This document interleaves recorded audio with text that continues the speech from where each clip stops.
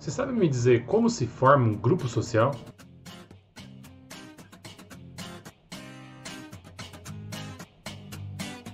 A ideia dessa aula é trazer a teoria do sociólogo Pierre Bourdieu sobre a formação dos grupos sociais, para entender como grupos como mulheres, homossexuais, heterossexuais, negros, brancos, brasileiros e assim por diante, como se forma a identidade de um grupo social e como, portanto, um grupo social passa a existir.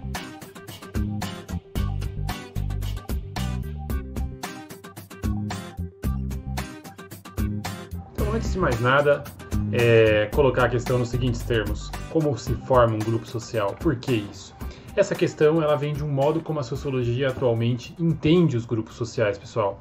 Tradicionalmente, né, e aliás uma visão de senso comum, nós temos uma tendência a naturalizar a existência dos grupos sociais, ou seja, a achar que eles já existem de antemão, que já existe uma diferença natural e definitiva entre brancos e negros, mulheres e homens, heterossexuais e homossexuais, e assim sucessivamente. O que a sociologia entende atualmente, né, dominantemente, é que não dá para falar de antemão da existência desses grupos, mas é que a própria sociedade que trabalha ativamente para a recriação e recriação desses grupos. Por isso a pergunta, como se forma um grupo social?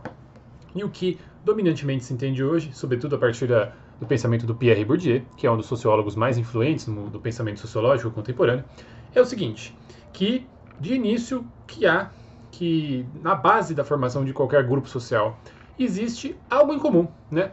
Existe alguma condição compartilhada. E essa condição compartilhada pode ser uma condição econômica, né? Pode ser um nível de renda que as pessoas possuem, pode ser uma condição natural, por exemplo, a cor de pele, pode ser uma condição natural, tal como a sexualidade de homens e de mulheres, né? O sexo no sentido natural, pode ser um modo de se relacionar em termos de orientação sexual, pode ser qualquer coisa, né? Qualquer tipo de traço comum, que seja ele biológico, seja ele social e assim por diante, desde que haja algo em comum como ponto de partida. A partir daí é que se encontra a base para a formação de um grupo social, segundo Bourdieu. A base não quer dizer que isso seja suficiente, né? Porque para que se forme um grupo social é necessário o quê? É necessário que passe a haver uma identidade, uma percepção comum como parte de um mesmo grupo. E a percepção de pertencimento a um grupo comum demanda a identificação, né? Demanda a existência de uma palavra ou de um conjunto de palavras que existe discursivamente e que faz com que as pessoas desse grupo se entendam como semelhantes sob um ponto de vista.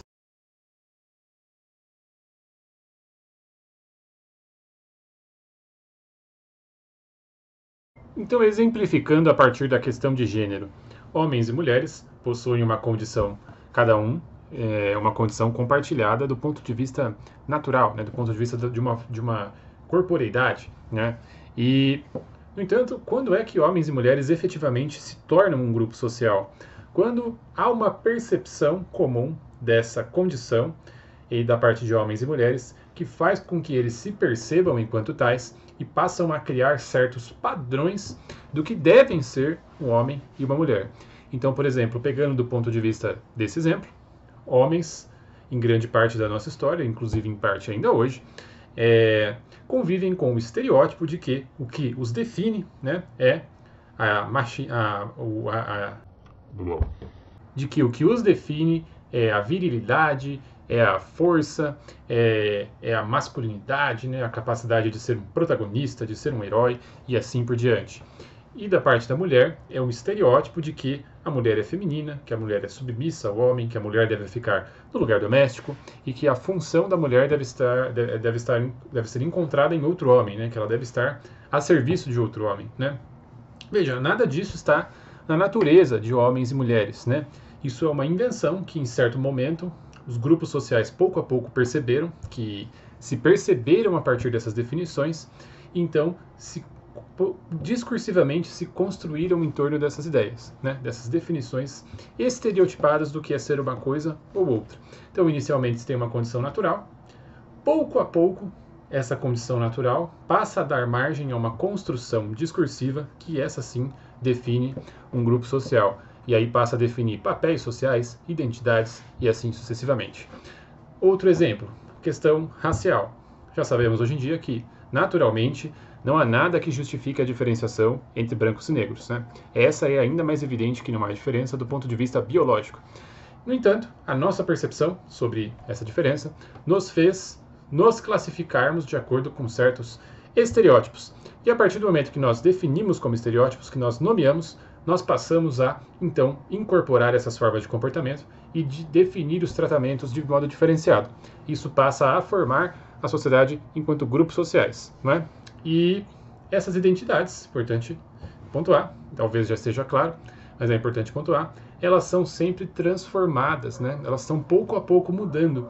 E como é que elas mudam? A partir das lutas políticas e ideológicas que acontecem na sociedade. Então, eu exemplifiquei aqui o caso de gênero e o caso de raça, não é? A definição do que é ser mulher e do que é ser homem está nesse exato momento da história sendo transformada, né? Estamos vendo uma geração que está vindo de mulheres que não acredita que o papel das mulheres é ficar em casa, é ser bela, recatada e do lar, não é?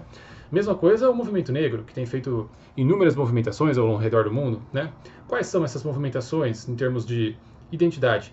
É de defender uma outra identidade para o negro, né? Uma identidade que não coloca o negro como subalterno, que não aceita a sujeição que é imposta, e pelo contrário, uma identidade de que deve-se ser antirracista e deve-se transformar os padrões raciais da sociedade.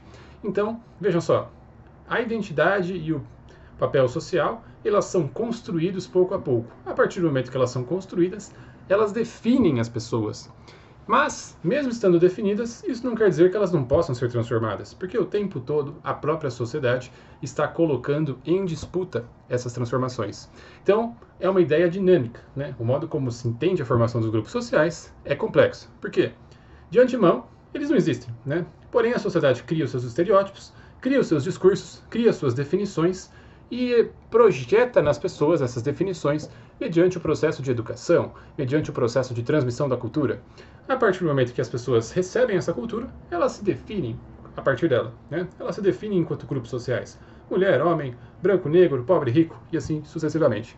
Mas, já estando definidos, isso não quer dizer que a coisa não muda, porque as pessoas podem, a partir da sua condição presente, refletir e lutar para que as definições e os discursos mudem. E por isso, os grupos sociais estão em permanente transformação. Sejam gênero, seja raça, seja classe, seja gênero, seja sexualidade, seja qualquer grupo social. Há uma permanente tendência à sua transformação, porque as pessoas o tempo todo refletem sobre a sua condição e fazem disputas políticas, ideológicas e linguísticas em torno dessas definições. Então é isso, pessoal. Qualquer coisa, tirem dúvidas. Espero que tenham gostado e a gente conversa na nossa próxima aula. Até lá!